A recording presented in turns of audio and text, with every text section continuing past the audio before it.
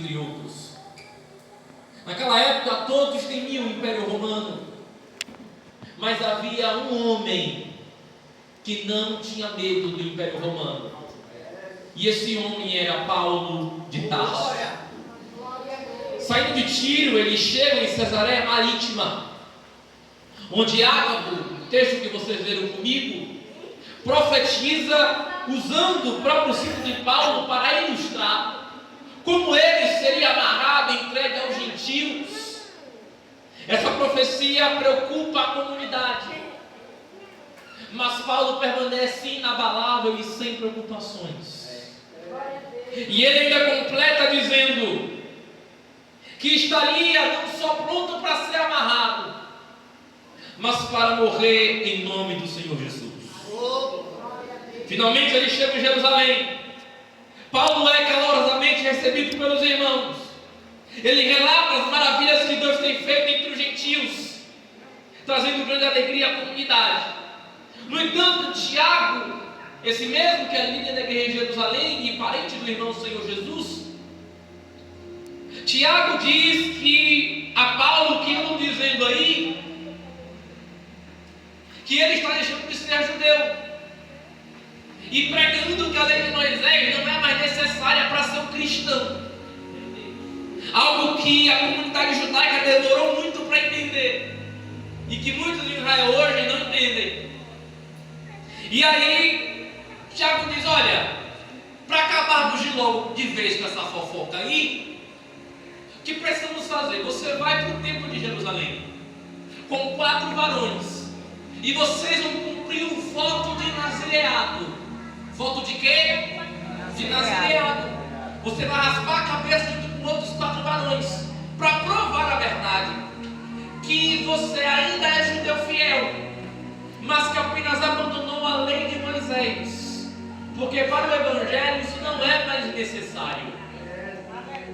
E aí Paulo cumpre esse voto. E até alguns hoje que ainda fazem esse voto, mas isso não é necessário, porque Cristo já morreu na cruz por nós. Mas Paulo é judeu, ele tem que respeitar a cultura, o ritual da cultura dele. E aí então, quando Paulo sai do templo, uma multidão se ajunta e começa a gritar: esse aí é o homem que está pervertendo os nossos costumes, está arrasando com a nossa cidade. Paulo, ele é quase linchado pela sociedade, e isso resulta na sua prisão, conforme havia sido profetizado. Só que, irmãos, algo no versículo 14 me chama muita atenção. Dentro de todo esse contexto, algo me incomoda. Os irmãos olham para Paulo e percebem: rapaz, não dá para convencer esse cabra não. Ele está convencido e inabalável de que ele vai para Jerusalém e ninguém tira da cabeça dele. E a Bíblia diz que eles não armam a cilada. A Bíblia não diz que eles fazem alguma coisa para tentar impedir o chamado de Paulo. A Bíblia diz, Lucas registra que eles, conformados, eles se decidiram a deixar Paulo ir. E eles concluem que seja feita a vontade de Deus. Eles entenderam uma coisa que muitos não conseguem entender. Eles entenderam que só Deus conseguiria interferir na missão daquele grande apóstolo. No capítulo 9, no versículo 15, Jesus fala para Ananias que vai usar Saulo como instrumento para a pregação do evangelho, e que esse mesmo Saulo iria sofrer pela causa do evangelho. E aí nós chegamos aqui no capítulo 21 e vimos o próprio Paulo declarar também que estaria pronto para sofrer em nome do Senhor Jesus. Paulo nos ensina que precisamos ter convicção da nossa chamada, sem medo, sem incerteza, sem dúvida, sem essa coisa de um lado do muro e do outro dia do outro. Não. Paulo nos ensina que eu preciso ter o pé no chão para entender de que é isso que Deus tem para a minha vida. Quantos aqui entendem o chamado de Deus para a sua vida? Eu quero ver quem é que entende. Só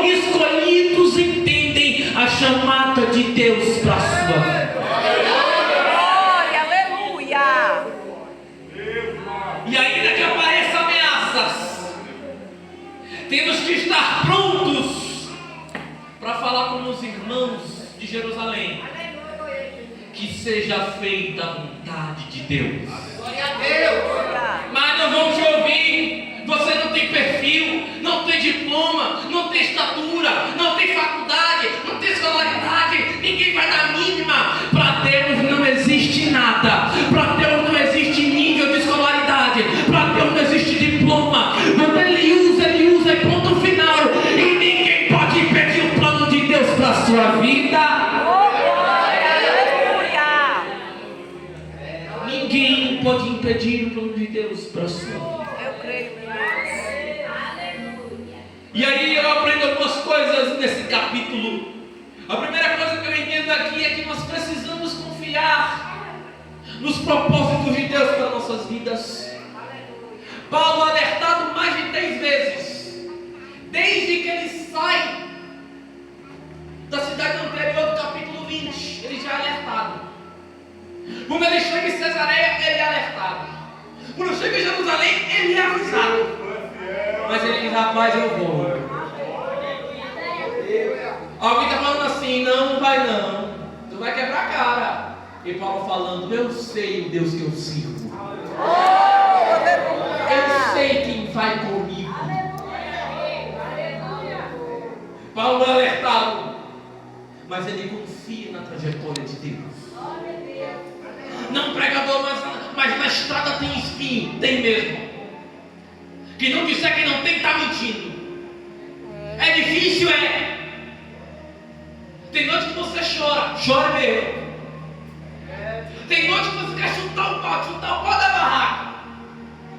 Dá vontade mesmo. Mas você entende que no final as lutas daqui não podem ser comparadas à coroa de glória que está por vir. Confiar nos propósitos de Deus é ser entregue aos processos de Deus.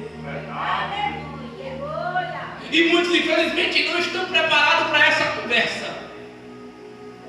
Muitos não querem mais ser entregues aos processos de Deus. Por que não casou ainda? Muito problema, dá muito trabalho.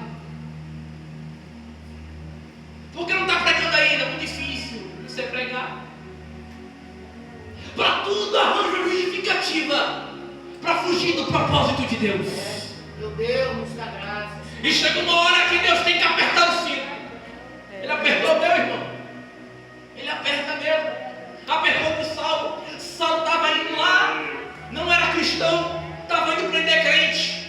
Deus vai e derruba ele. Está indo para onde, meu filho? Não pode prender crente, vai não.